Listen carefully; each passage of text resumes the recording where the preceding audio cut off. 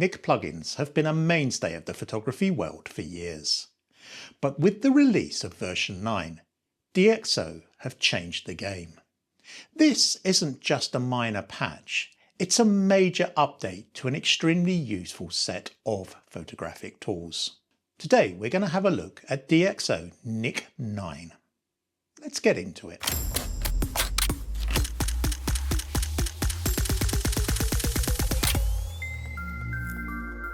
So in this video, I want to take a look at some of the new features of the Nik 9 plugin collection that will be most useful to my particular workflow. And in this case, we're actually going to be round tripping from Lightroom because I still use Lightroom an awful lot for my image management. And the fact that I can send an image off to the Nik plugins, work on it using these new tools and then send it back as a really high quality TIFF is a really useful feature. Now these plugins will work as standalone, they will work in Photoshop, and I believe they work in DxO's own Photo Lab 9 as well. So they are extremely versatile tools to use. In the video, I'm going to have a look at some of the new AI selection tools, in particular the object selection and the depth masks, which I think could be really useful. We're going to have a look at halation. We're also going to have a look at the new blend modes. If you're a user of Photoshop, you will understand all the different blend modes that Photoshop has that allow you to change the look of an image when using layers. We now have the same thing in the Nik plugins. When you put a particular effect over an image, you can change the way that blend mode works and indeed change the way the image looks. Really useful tool. We're also going to have a brief look at the new color grading tools. The introduction of a color wheel that allows you to adjust color in highlights, midtones and shadow areas individually is really useful. Now, if you've been following me, you will know that I have a collaboration with DxO, and as such, I have a 15% discount on all of their products. I will leave a link to that below, and that does include the new Nik 9 plugin set, so you can get a 15% discount on that. Let's get into Lightroom and then take some images over to the Nik plugins and have a look at just what we can do with these new tools. So here we are in Lightroom, and we're using Lightroom to demonstrate the fact that you can round trip from Nik 9 plugins back to Lightroom or back to Photoshop. Now Niks work either as standalones or as plugins to Photoshop, Lightroom or Photo Lab, and we're going to demonstrate it in Lightroom Classic. And the first image we're going to use is this relatively bland image of the Herd Groin lighthouse here, and we're going to right click, we're going to edit in Nik 9 color effects. What we're going to demonstrate here is the level and curves, but we're going to use the level and curves on the whole image, and then we're going to use the level and curves using one of the new AI masking tools in Nik 9 color effects. So I'm going to add the first level and curves, and what I'm going to do is I'm going to drag the highlight end of the histogram down to bring a little bit extra definition into that sky.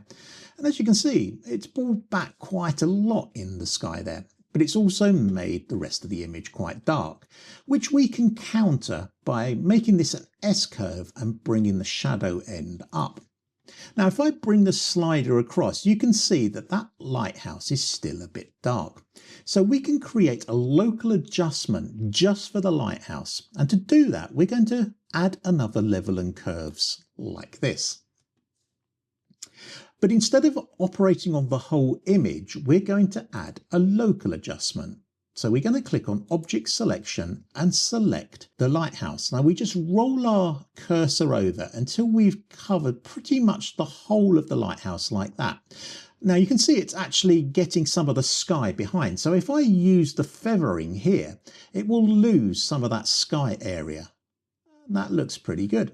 Now all we need to do is just bring up the area in the shadow areas like that, and that will brighten up the lighthouse and not touch the rest of the image. If we slide across, we can see that there's a good difference in the actual image now, and the lighthouse still stands out quite nicely. So what we'll do is we'll apply that, and that will now round trip that image as a TIFF back into Lightroom. And there we go, we can open that up in Lightroom, we can do other adjustments, whatever we would like to do in Lightroom. The next image I want to work on is this one taken in Durham. And again, we're going to do that in color effects. So we right click, we go edit in Nik 9 color effects.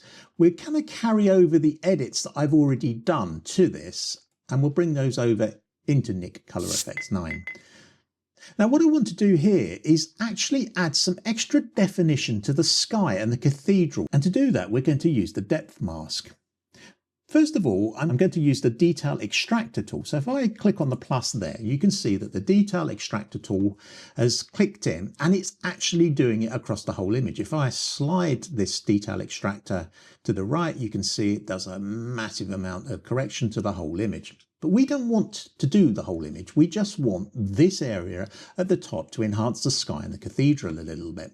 So if we slide the slider back here, you can see it's all being affected at the moment. So we're going to add local adjustment and we're going to come down to the new AI depth mask here. If I click on that, I can now go to the area that I wish to select. And as you can see, it's selecting a certain depth. Now, to me, that depth is too far. It's actually looking a little bit too deep. But what we can do is we can control that depth, much like we do in Lightroom with this slider that allows us to move the depth further back or further forward. And what I'm doing here is I'm actually going to move it all the way back to just where the cathedral and the sky area is. We can go a little bit more. And there we go. If we bring the slider over, you can see that's pretty much covering the area that we wish to do. And I'm going to back off the opacity of this mask a little bit. And then we can just use that detail enhancer to bring out some more detail. We have to be careful, otherwise we'll get a bit of a defined line. But if we do that and we switch that mask off again, you can see we've got more definition and more areas in the sky that are punching out. It's a much more interesting looking image. You have to be subtle with the controls. I'll back that enhancer off a little bit. It's perhaps a bit too much. And as you can see, that's done a really nice job of bringing out the details in that cathedral and that sky. And again, if we click apply, that will take us back into Lightroom with that final image as a TIFF. Next image I want to have a look at is this one here. And again, we're going to go back to color effects. A lot of these tools are available in all the Nik plugins, but color effects is the one that I tend to use the most. So we'll go Nik 9 color effects and reopen the image. And what I want to do is I want to enhance the light of this car here, and I want to add some halation to it. I like a film-like glow to that particular light. So we need the halation tool, and we come down here and we can see halation, and we're going to add that tool. Like with other effects, that's going to work across the whole image. And you can see if I do that, you can see it's bringing out that halation across the whole image. I only want to do it in the lights. So again, we're going to use a local adjustment, and we're going to use area selection. And we're going to draw a little box around the light here. And you can see that it's now selected just that light. If I increase the intensity, obviously I don't want that light to be red, so I can use the hue tool down here to bring that light down to a more natural looking sort of halogen style look like that. And now I can play around with the intensity and spread of that halation tool using this mask. And again, we can just readjust the hue a little bit. And we've got a light that really stands out on the car. Very, very easy, simple micro adjustment to get a really effective look. Now, one thing I haven't mentioned just yet is the fact that, like Photoshop, Nik plugins has now introduced blend modes. So if you go to the top of many of the adjustments that you can do, for example, the halation, I now have these different blend modes. And if I move my cursor over each of the blend modes, you can see the different effects that these blend modes have on the particular adjustment that I've done. And that's a really, really useful tool. So again, we'll apply that, and that will send it back over to Lightroom. And there we go. Now, the last image I want to have a look at is this one of the time bridge. And again, I'm going to open that in color effects. And what I want to look at in this particular image is the color grading. And that allows us to do micro adjustments of the color in different areas of highlights and shadows and midtones. And as you can see, it's already applied some correction quite effectively. But what I want to do is I want to bring up some saturation and colour into the greens and the reds of the bridge down here.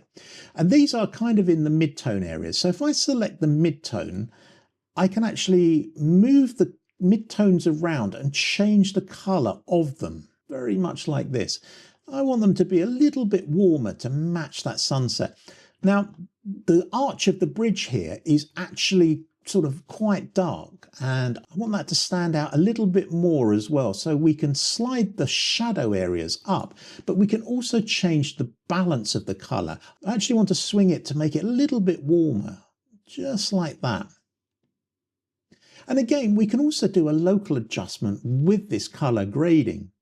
So for example, if I wanted to make this swing bridge down here stand out, so we'll bring another colour grading over, add a local adjustment, and we will do object selection, and we'll just try and select this bridge a little bit. And there we go, that's the bridge selected. And I want that to be a little bit cooler. Now it's predominantly mid-tone, so we can drag the mid-tones down a little bit and just make the bridge a little bit cooler. And we can enhance that using the balance as well. Bring that more towards the blue area.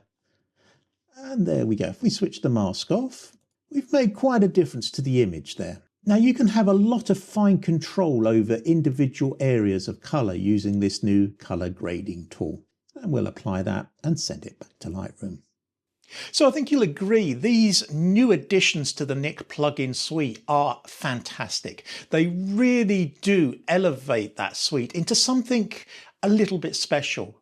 There's a lot of effects that can take an extremely long time to do in Lightroom or Photoshop that now can be done really quickly using AI masking and depth masking in the Nik plugins, along with the color grading, the halation, and a number of other tools that I'll leave a link to the DxO website about. The new Nik 9 plugin suite is a really massive upgrade. As I mentioned earlier, I do have a 15% discount code. I'll leave that in the description below. If you want more tips, hints and information about photography, go over to my website, rotography.com, and if you sign up for the newsletter there, I will send you a free Blue Hour photography guide. Blue Hour is one of my favourite times of day to shoot. That's a really useful guide to get.